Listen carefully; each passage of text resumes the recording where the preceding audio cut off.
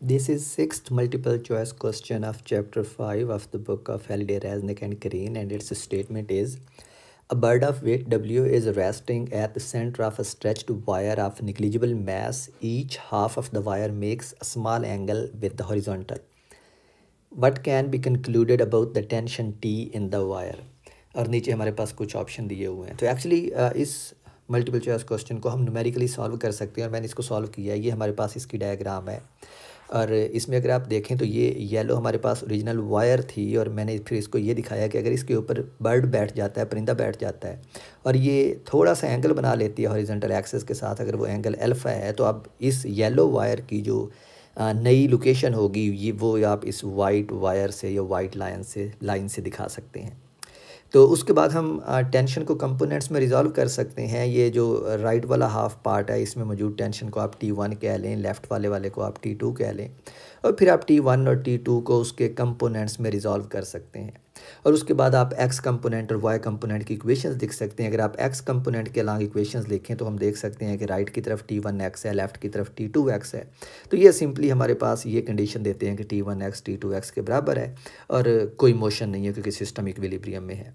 उसके बाद अगर आप वाई एक्सिस के लिए इक्वेशंस लिखें, इक्वेशंस अलॉन्ग वाई एक्सिस, तो हम देखते हैं कि T1y भी पॉजिटिव वाई एक्सिस की तरफ है, T2y भी पॉजिटिव वाई एक्सिस की तरफ है। तो ये दोनों एड अप हो जाएंगे और इनको जो चीज़ बैलेंस कर रही है वो वेट है उस परिंदे का, तो ये W के बराबर आ जाएंगे।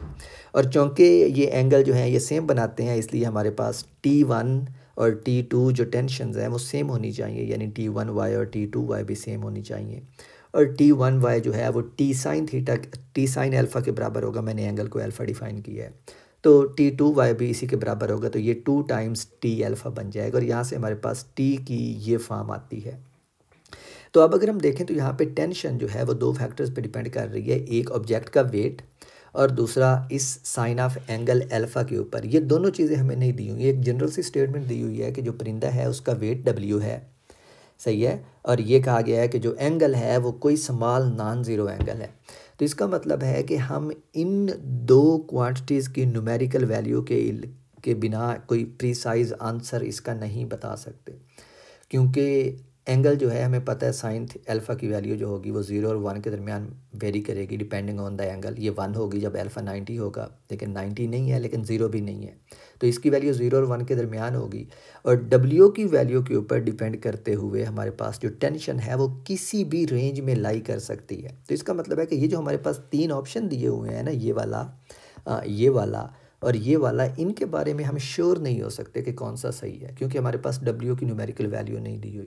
तो इसका मतलब है कि हमारे पास जो सही आंसर आएगा इस सवाल का वो ऑप्शन डी होगा कि हमें थोड़ी सी और इन्फॉर्मेशन चाहिए इस सवाल का जवाब देने के लिए, और वो इन्फॉर्मेशन ऑफ कोर्स हमें एंगल की प्रीसाइज वैल्यू और उस परिंदे का जो वेट है उसकी प्रीसाइज वैल्यू चाहिए। तो हमारे पास ये वाली जो जनरल डेरिवेशन है वो ये वाली आती है इस टेंशन के लिए।